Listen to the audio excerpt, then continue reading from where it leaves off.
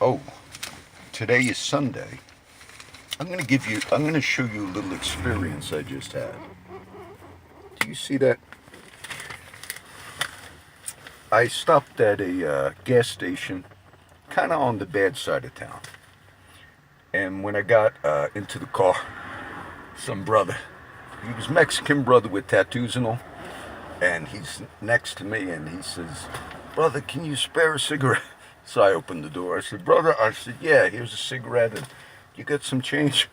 I said, "Brother, I usually give $1 a day to my brothers on the street."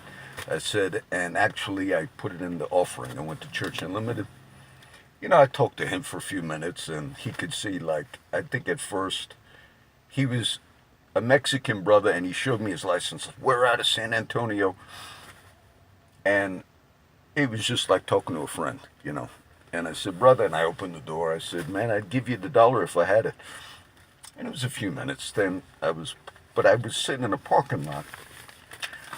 I kid you not, right before I stopped to get gas, I was thinking that I had a word from the Lord to the district attorney, Mark Gonzalez.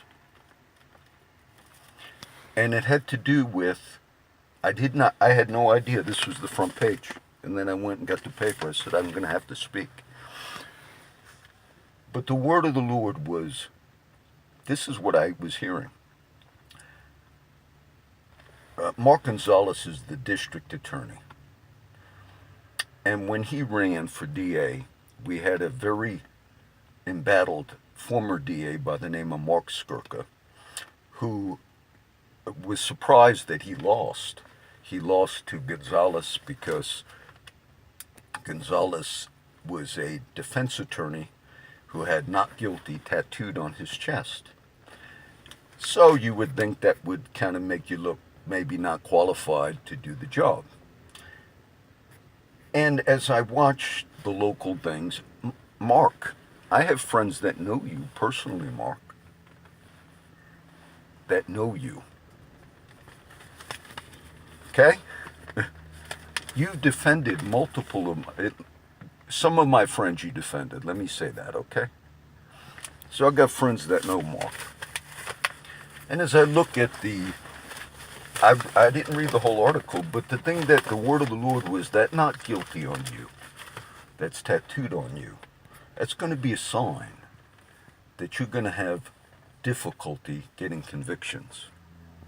You say, "Well, John, I have that. I understand why you have it on you, but that's going to be a sign that you're going to overdo your boundaries in order to change your image to this community." And then as I read this thing, it says Mark Gonzalez described himself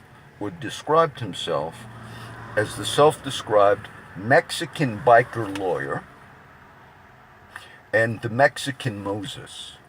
Mark, you need to apologize. That is a racial offense to Christians, Mark.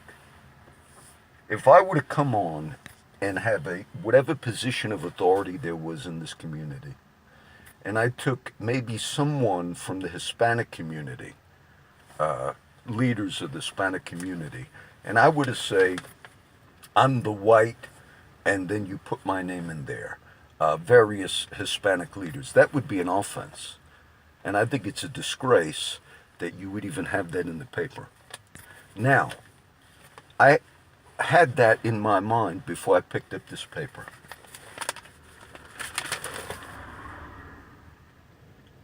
There is a case.